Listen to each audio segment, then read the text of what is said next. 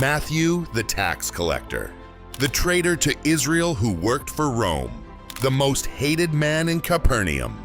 But there is something more about Matthew that most people never notice, something The Chosen captured brilliantly through Patel's performance. Matthew was not only hated because of his profession, he was different. He processed the world differently. He avoided eye contact. He took everything literally. He fixated on numbers and patterns. His social interactions were awkward and uncomfortable, and that made him a double outcast, hated as a traitor and rejected as strange. Dallas Jenkins, the creator of The Chosen, made a bold decision to portray Matthew as a person on the autism spectrum.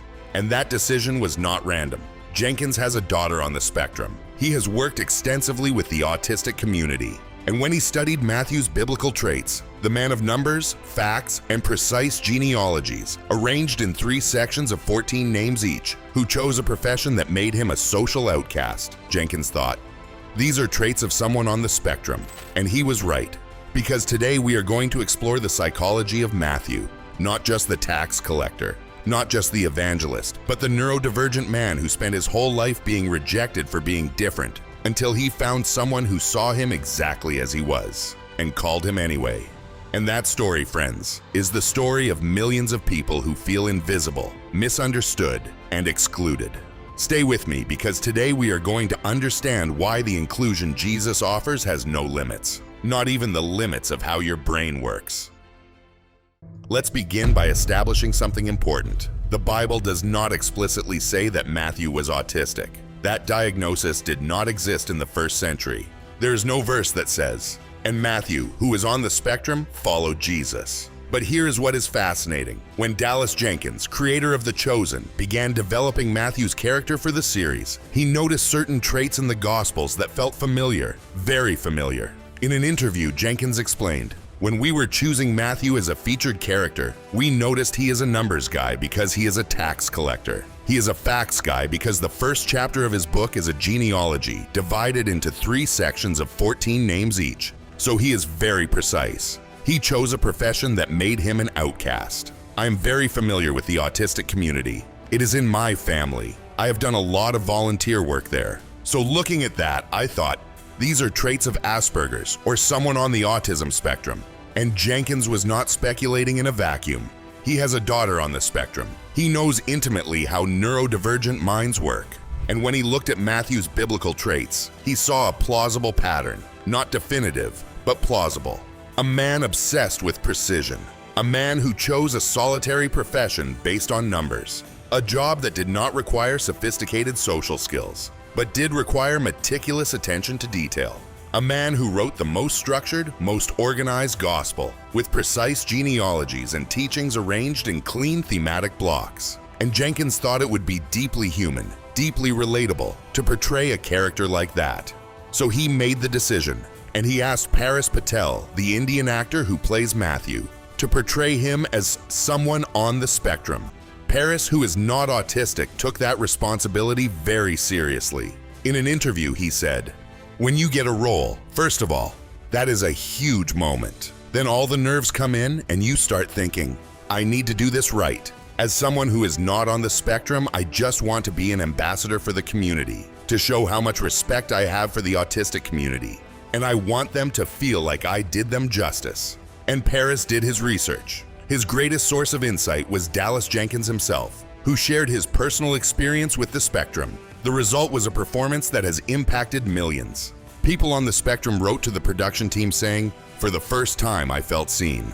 Kylie Jenner, a 22-year-old autistic cellist, wrote to Jenkins after watching the series, explaining how deeply she identified with Matthew. Jenkins then invited her to Nashville to record a cello piece for an emotional scene between Jesus and Nicodemus.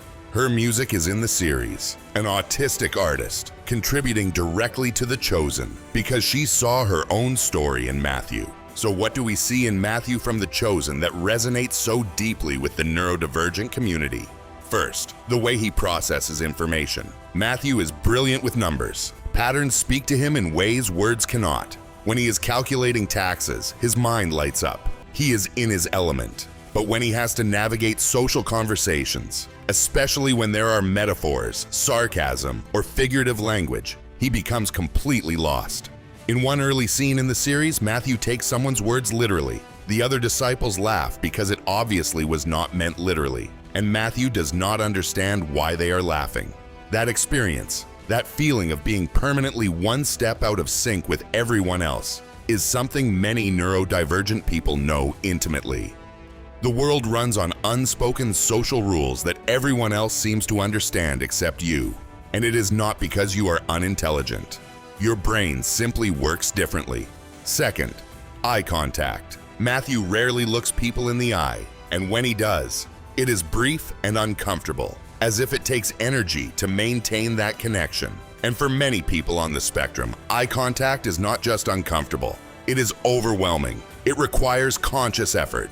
It is like constantly performing an extra cognitive task that everyone else seems to do automatically.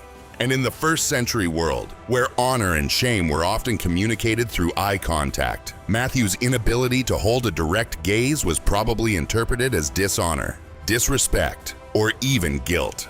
People assumed Matthew avoided eye contact because he was knowingly a traitor, when in reality, his brain simply processed social interaction differently. Third, routines and rituals. Matthew clings to patterns. He likes things to happen in a certain way. When routines are disrupted, he becomes unsettled. And this is not stubbornness. For many people on the spectrum, routines are not preferences. They are anchors. They are how they navigate a world that often feels chaotic and overwhelming. Routines create predictability, and predictability creates safety. So when Matthew holds tightly to his way of doing things, he is not being difficult. He is seeking stability in a world that feels confusing to him.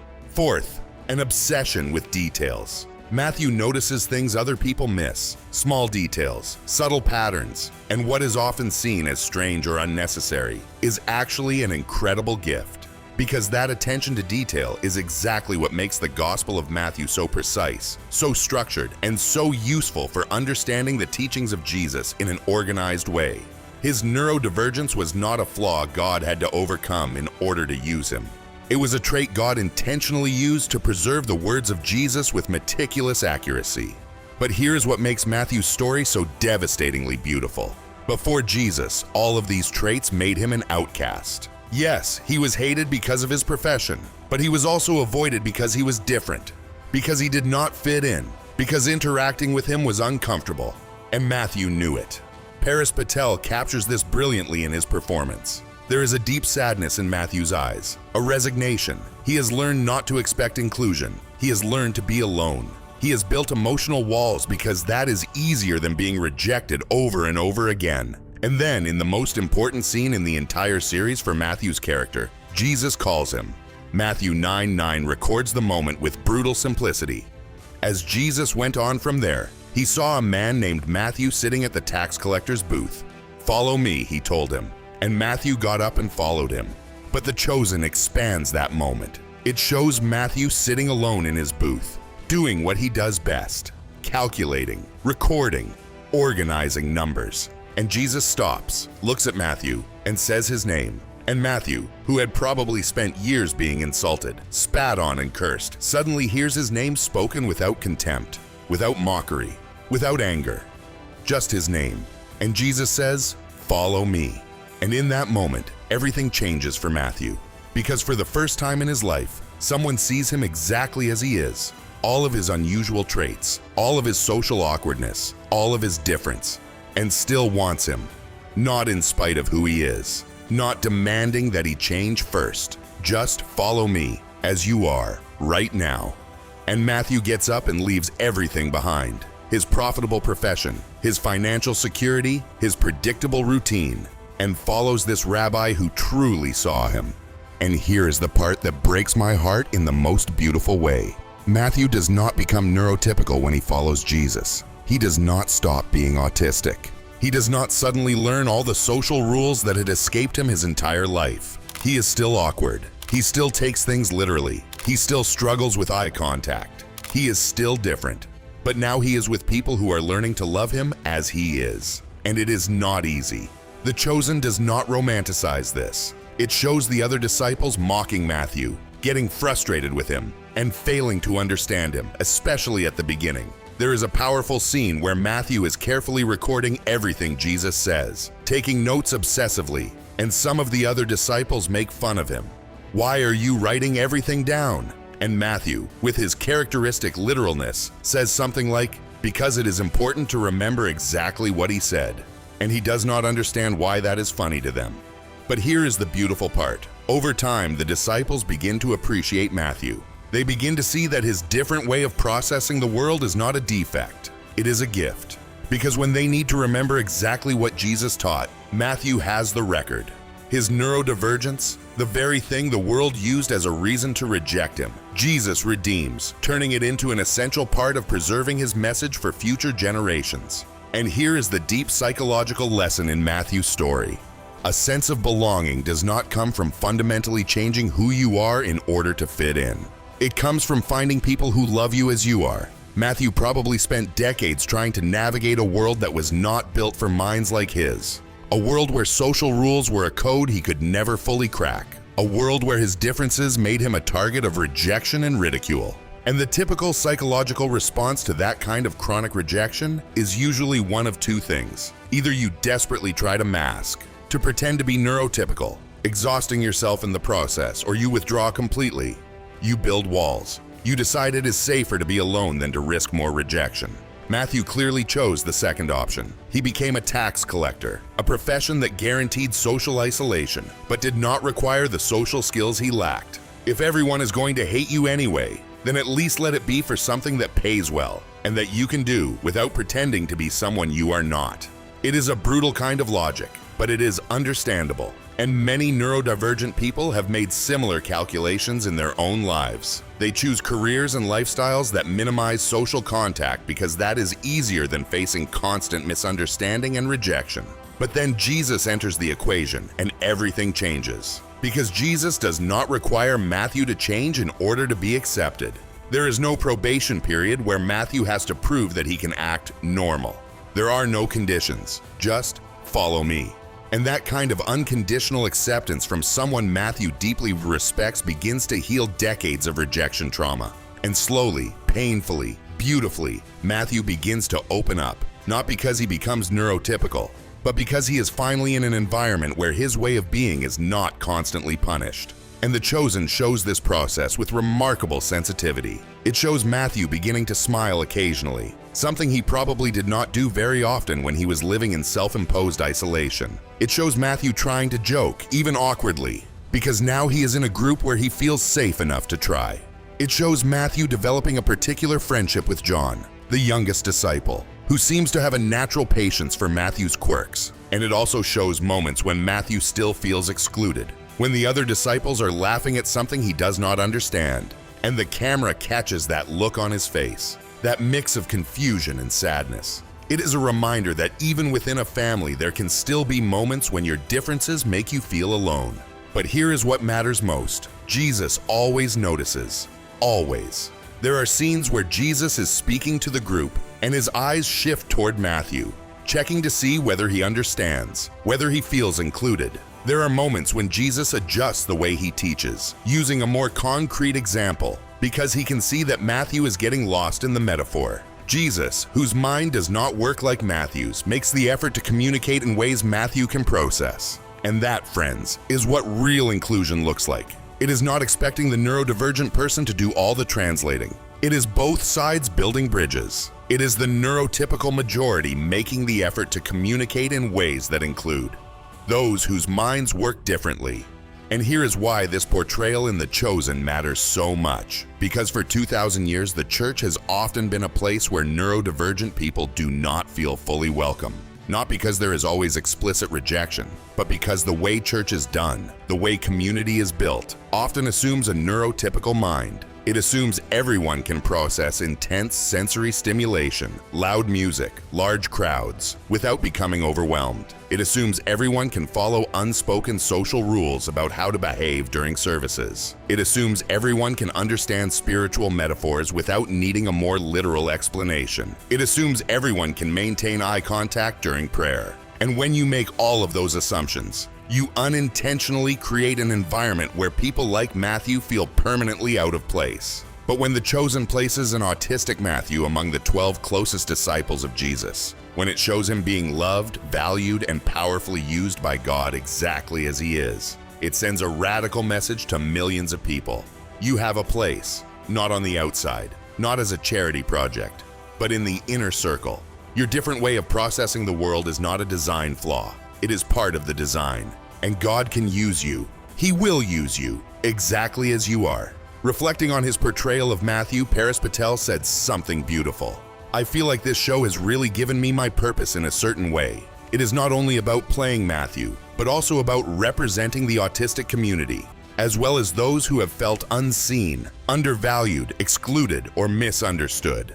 And that is the point. Matthew's story is not only for people on the autism spectrum, it is for everyone who has ever felt invisible. Everyone who has ever felt that the way they are is too strange, too different, too inadequate to be loved. Everyone who has built walls because it feels safer than risking more rejection. Everyone who has assumed they need to fundamentally change who they are in order to be accepted in the family of God. Matthew's story says, no, Jesus sees you exactly as you are, with all your unusual traits, all your differences, all the ways you do not fit in. And he says, follow me. Not after you fix yourself, not after you learn how to act normal. Now, as you are. And here is the deep psychology behind that. When you experience genuine acceptance, when you find real belonging, when you discover that you do not have to mask in order to be loved, something fundamental begins to change in your brain. The trauma of chronic rejection starts to heal. The neural pathways built around beliefs like I am not enough and I have to hide who I am begin to be rewritten into something new. I am loved as I am. I can be authentic. And that rewriting does not happen overnight. Matthew does not suddenly become fully confident in a single episode. It is a gradual process, sometimes painful. It is the slow work of learning to believe that this acceptance is real, that it will not be taken away the moment you do something unusual or say something awkward. And The Chosen shows that process. It shows setbacks. It shows Matthew retreating at times, going back behind his walls when he feels threatened. It shows that healing is not linear. But it also shows growth. It shows Matthew laughing more, participating more, taking more risks in real connection. Because when you are in a consistently safe environment, when the people around you are committed to loving you through your quirks instead of punishing you for them, your nervous system eventually begins to relax. You begin to lower your defenses, not completely, not all the time, but enough for real connection, real belonging to begin.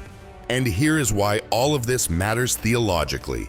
Because it reflects exactly how the gospel works. None of us come to Jesus already fixed. We all come broken, different, and inadequate in many ways. And the message of the gospel is not, fix yourself and then come. It is, come as you are, and I will transform you from the inside out. Not to make you identical to everyone else, but to make you fully who you were designed to be. Matthew did not become Peter. He did not become John. He did not become any of the others. He remained Matthew, but he became the best version of Matthew, the healed version, the version who could use his unique gifts without the crushing weight of constant rejection. And that is what Jesus does with all of us. He does not homogenize us. He frees us to become fully ourselves in the ways he intentionally designed us. And in Matthew's case, that meant being the meticulous disciple who recorded the teachings of Jesus with obsessive precision, who organized the sayings of Jesus into thematically coherent sermons, who preserved genealogies that others might have dismissed as boring, but which established Jesus' messianic legitimacy, and who wrote a gospel so clearly structured that generations of Christians have used it to systematically teach who Jesus is and what he came to do. All of that, every bit of that eternal value, came through a man whose brain worked differently. And God did not have to fix his brain in order to use him. God used exactly how his brain worked. There is a story about Matthew that stays with me. It is not in the Bible, and it is not in The Chosen, at least not yet, but I imagine it often. It is Matthew after Pentecost, decades later, when he finally sits down to write his gospel. Picture this. Matthew is now an old man, surrounded by the Christian community that has grown exponentially since those early days when it was just him and 11 others following a controversial rabbi through Galilee. and they ask him to write, to record what he remembers, to preserve the teacher's words for future generations. And Matthew, the man who once spent years being mocked for writing everything down so carefully, who was seen as strange because of his obsession with details, suddenly realizes that the very trait that made him seem odd is exactly what the church desperately needs. Because the other disciples remember the stories, they remember the emotional impact, they remember what it felt like to be with Jesus. But Matthew remembers the exact words, the precise structure, the order of events, the specific details. Decades of meticulous notes pour out into 28 perfectly organized chapters. His neurodivergence, the very thing the world used as a reason to exclude him, was redeemed by God as the perfect way to preserve the words of his Son. And I think about all the neurodivergent people watching this right now who have spent their lives feeling like something is wrong with them, who have been constantly corrected, punished, or excluded for processing the world differently, who have learned to mask, to hide, to pretend to be someone they are not, because being authentic has consistently led to rejection. And I want you to hear this. There is nothing wrong with you. Your brain is not broken. It works differently, yes, but different does not mean defective. And the God who designed every synapse in your brain, who wove together every unique neural connection that makes you who you are, that God sees you, loves you, and wants you exactly as you are. You do not have to learn to be neurotypical in order to be used by God. You do not have to master every social rule that has always felt out of reach. You do not have to force eye contact if it overwhelms you. You do not have to stop stimming if that helps you regulate. You do not have to pretend metaphors make sense when they do not. You can come to Jesus exactly as you are, with all your quirks, all your unique ways of processing the world, all the ways you do not fit into neurotypical molds, and he will say the same thing. He said to Matthew 2,000 years ago, "Follow me." And when you do, you will discover what Matthew discovered, that the family of God has room for every kind of mind, that the church, when it functions the way it should, is not a place where everyone has to fit the same mold. It is a body where every different part is needed, valued, and celebrated. A place where your unique way of processing information is not a defect to overcome, but a gift to develop. A place where finally you can stop pretending. You can lower your defenses. You can be authentic. And you will discover that you are loved, not in spite of your difference, but with your difference included. Patel said that playing Matthew gave him purpose. But I think it goes even deeper than that. I think Matthew gave Paris the chance to show the world what so many of us desperately need to see. Jesus does not merely tolerate neurodiversity. He embraces it. He celebrates it. He uses it. And when the church reflects the heart of Jesus, it does the same, not as a charity project, not as forced inclusion, but as a genuine recognition that the body of Christ is incomplete without people whose minds work in ways the majority does not understand. So if you are neurodivergent and you have been standing on the edges of Christian community, waiting to feel normal enough to fully step in, stop waiting. Step in now exactly as you are, with all your beautiful uniqueness. Because there is a place prepared for you, not only in some theoretical church of the future, but now, today, in communities that are learning, sometimes awkwardly, sometimes imperfectly, but genuinely, to love everyone Jesus loves, which means everyone. And if you are not neurodivergent, but you know someone who is, let Matthew's story teach you something crucial. Inclusion takes intentional effort. It requires the neurotypical majority to do some of the translating. It requires adjusting the way you communicate. It requires explaining your metaphors. It requires not assuming that everyone processes sensory input the same way. It requires patience when social interactions feel awkward. It requires grace when someone says something that sounds insensitive but comes from literal thinking, not malice. It requires learning to see the gift in the difference instead of seeing the difference only as a problem. Jesus modeled this perfectly with Matthew. He did not expect Matthew to do all the work of fitting in.